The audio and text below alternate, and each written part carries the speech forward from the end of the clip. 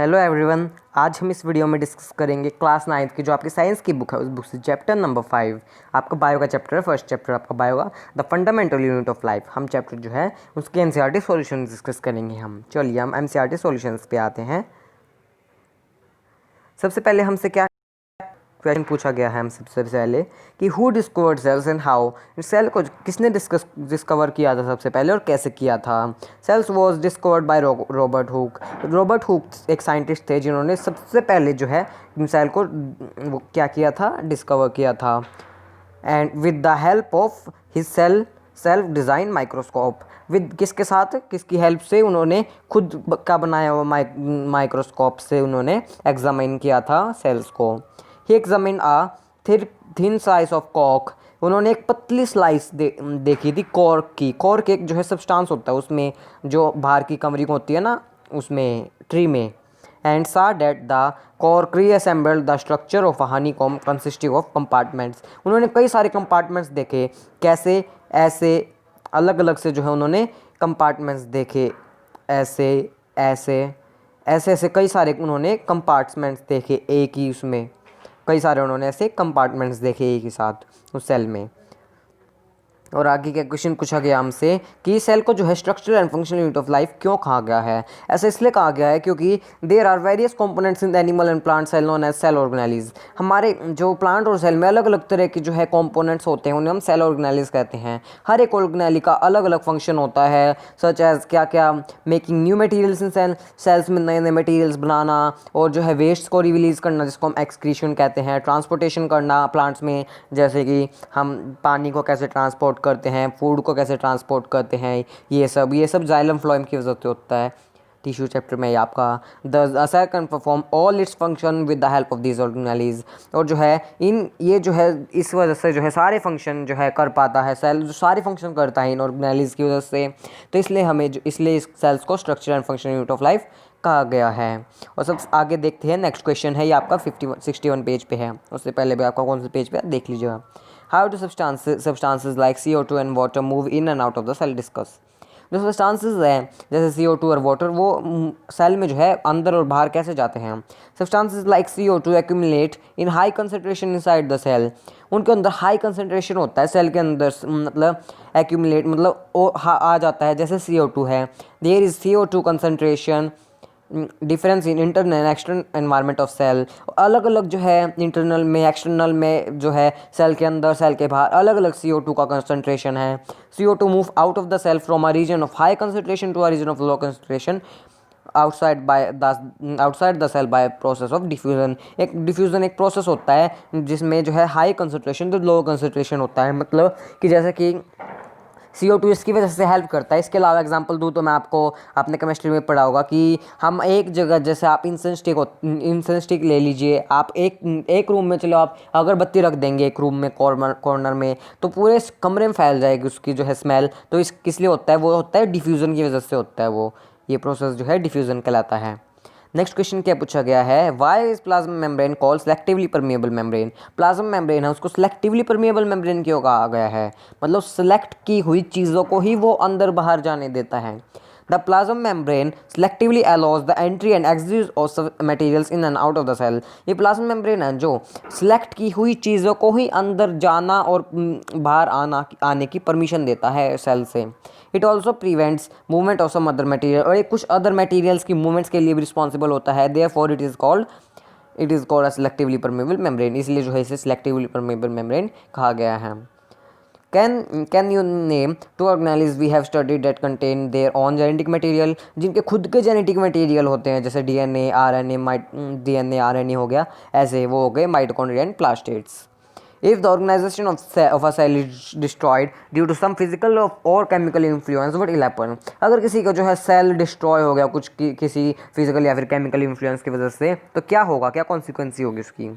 The cell will not be able to perform its basic functions and cell will die after some time. जो सारे जो function है, digestion, excretion, transportation और भी heart beat करना और जितने भी फंक्शन है बॉडी में, सारे जो है बंद हो जाएंगे, तो कुछ होगा ही नहीं, तो हमारी बॉडी डाई कर जाएगी। Why are lysosomes known as suicide bags. ये है मोस्ट इंपॉर्टेंट क्वेश्चन जो कि अक्सर एग्जाम में आता ही आता है, या फिर इन्हें स्कैवेंजर्स ऑफ सेल भी कह देते हैं। स्कैवेंजर ऑफ सेल भी क्यों कहते हैं, लाइसोसोम्स कंटेन कि लाइसोसोम्स को जो है सुसाइड बैग क्यों कहा गया है। Lysosomes contain very powerful hydrolytic enzymes which are capable of breaking down organic matter. Cell जो लाइसोसोम्स है ना उसके पास पावरफुल हाइड्रोलिटिक एंजाइम्स होते हैं जो कि कैपेबल होते हैं कि वो जो है ब्रेक डाउन कर देते हैं ऑर्गेनिक मैटर को, जो भी हमारे शरीर में है, जो भी चीज़ ऑर्गेनिक मैटर है वो सबको ब्रेक डाउन कर दिया है। जैसे for example when a cell gets damage, जब सेल डैमेज होता है देन लाइसोसोम्स बर्स्ट, जो लाइसोसोम जो है बर्स्ट हो जाते हैं, फट जाते हैं, and enzymes digest their own cell, enzymes है ना जो अपने आप अपने सेल को ही खा जाते हैं। Lysosomes are known as suicide bags of the cell, इसलिए हम जो है सुसाइड ऑफ द बैग इनको कहते हैं। ये इंपॉर्टेंट क्वेश्चन आप जरूर कीजिएगा इसको, तो इसलिए इंपॉर्टेंट है बहुत ज़्यादा। Where are protein synthesize in टाइजर द सेल, प्रोटीन्स कहाँ सिंथेसाइज होते हैं सेल में। Ribosomes are the site of protein synthesis, lysosomes में जो है ये सिंथेसिस होता है, मतलब लाइसोसोम्स को हम protein factory of the cell भी कह देते हैं। ये ऐसा क्यों होता है, क्योंकि इनके पास जो है ये प्रोटीन जो है सिंथेसाइज करता है, इसलिए हम इनको वो भी कह देते हैं factory of the cell, protein factory of the cell. अब एक्सरसाइज के क्वेश्चन है, make comparison and write down ways in which plant cell different from animal cell. ये भी इंपॉर्टेंट है, डिफरेंशिएट बिटवीन या फिर कंपैरिजन कीजिए प्लांट और एनिमल सेल में। जो सेल वॉल होती है ना जो प्लांट सेल में, वो आउटसाइड द प्लाज्मा मेम्ब्रेन के बाहर होती है cell wall, generally regular in shape. ये जो है रेगुलर होते हैं जनरली शेप में, और इसमें देखिए प्लांट में सेल वॉल जो है इसमें होती ही नहीं, एब्सेंट होती है, और जो है जनरली इरेगुलर इन शेप, ये जनरली इरेगुलर होते हैं, शेप नहीं होती इनकी, ये रेगुलर शेप होती है। Larger in size than animals, इनका जो साइज़ जो है लार्जर होता है, बड़ा होता है एनिमल्स के मुकाबले। इनमें smaller in size than animals, इनमें स्मॉलर होता है। प्लास्टिड्स आर अब प्रेजेंट प्लांट्स में क्योंकि जो इन्हें फोटोसिंथेसिस का वो करना पड़ता है, लेकिन जो है इनमें एब्सेंट होती है, एक्सेप्ट इन यूग्लैना को छोड़कर जो है इनमें एनिमल्स में जो है ये एब्सेंट होती है। नेक्स्ट क्या है, permanent and large vacuole is present. Permanent और लार्ज वैक्यूल इनमें होता है, बड़ा वैक्यूल, लेकिन इनमें जो है होते हैं, लेकिन थोड़े थोड़े छोटे होते हैं, लेकिन ज़्यादा होते हैं। How is prokaryotic cell differ from a eukaryotic cell, see the answer of question 1 in text question, मतलब जो है 63 पेज पे उसको देखिए, वो आई थिंक 63 पेज पे है, आगे देखिए इसमें ये दिया नहीं हुआ ये वाला क्वेश्चन। तो आप प्रोकारियोटिक और यूकारियोट में जो है ये डिफरेंस लिया, आपकी 63 पेज पे वो दी हुई है टेबल, तो उसमें से आप जाके देख सकते हैं। What would happen if plasma membrane rupture और break down, in case of plasma membrane rupture और break down all the useful substances will move out of the cell. जो प्लाज्मा मेम्ब्रेन जो है रैप्चर हो गया, ब्रेक डाउन हो गया, तो सारे जो है जो यूजफुल सब्सटेंसेस बाहर चले जाएंगे सेल से। There will be no difference between cell content and its external environment, कोई भी डिफरेंस नहीं रहेगा सेल के अंदर और बाहर, कुछ नहीं रहेगा, सारे सब्सटेंसेस जो है आराम से अंदर आ सकते हैं, बाहर जा सकते हैं, फिर सेल डिस्टर्बेंस हो जाएगा, डिस्टर्बेंस क्रिएट होगी। सेल विज close its normal shape, close नहीं यहाँ पे लूज आएगा, सी काट दीजिए, तो जो है अपनी नॉर्मल शेप भी जो है लूज कर देगा सेल। नेक्स्ट क्वेश्चन पूछा गया, what would happen to the life of a cell if there was no Golgi apparatus, Golgi apparatus नहीं होगा तो क्या होगा। The packaging and dispatching of different types of proteins to various targets inside and outside the cell will be influenced। जो packaging का काम है, dispatching का काम है, सारे जो है डिस्टर्ब हो जाएंगे, अंदर और बाहर जो है इन्फ्लुएंस हो जाएंगे, सारे जो है डिस्पैचिंग के हैं और जो पैकिंग के हैं। Products of cell can not be stored and modified later, store नहीं हो पाएंगे कोई भी प्रोडक्ट एक जगह और जो है फिर मॉडिफाई हो जाएंगे बाद में। There will be effect on lysosome formation, lysosomes formation करता है ये गोल्गी apparatus, तो उसमें भी जो है इफेक्ट होगा। This will cause accumulation of worn out and dead cells organelles within the cell which may cause cell death। इसकी वजह से जो है सारे जो हैं वो डेड सेल हो जाएंगे और फिर जो है वो जो है सेल जो है डेड हो जाएगा। Which organelle is known as power house of the cell, why, किस ऑर्गेनेली को power house of the cell कहा गया और क्यों।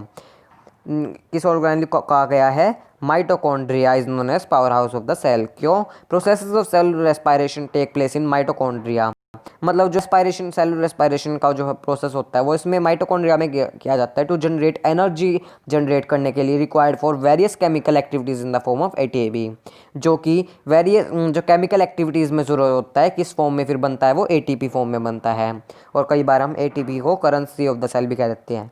This is the reason that mitochondria is known as power of the cell, ये reason है इसका। What is osmosis? Osmosis क्या होता है? The movement of solvents from region of its higher concentration to a region of lower concentration. इसमें ये वही है, हायर से लोअर, लेकिन इसमें semi permeable membrane, semi permeable क्या मतलब सेलेक्टिवली चीज़ों को आने जाने देता है। During osmosis the water molecules, जो वाटर मॉलिक्यूल्स है, are free to cross the plasma membrane in both the direction, वो फ्री हैं, किसी भी डायरेक्शन में जो है मूव कर सकते हैं प्लाज्मा मेम्ब्रेन में। Carry out the following osmosis experiment. ये देखिए यहाँ पे जो है ये ऑस्मोसिस जो है किसके लिए रिस्पॉन्सिबल होता है? Gathering of water in hollow portion B and C. तो ये जो है आपको यही दिया हुआ है, ये आप रीड कर लीजिएगा। तो ये देखिए यहाँ पे इस रीज़न भी दिया हुआ है इस क्वेश्चन में। देखिए why is potato A necessary for experiment? Potato A में क्या है? देखिए take four peeled potato halves and scoop each one out of to make potato cups. One of this potato cups should be made from a boiled potato. इसमें आप potato लीजिए, उनको boil कर लीजिए, फिर ये आंसर दे दीजिएगा इनको। तो अगर आपको वीडियो अच्छी लगी हो, वीडियो को लाइक कीजिएगा, मेरे चैनल को सब्सक्राइब कीजिएगा, मुझे कमेंट करके बताइएगा आपको वीडियो कैसी लगी। Thank you. मिलते हैं वीडियो में। ये सारे जो है क्वेश्चंस थे आपके इस चैप्टर के।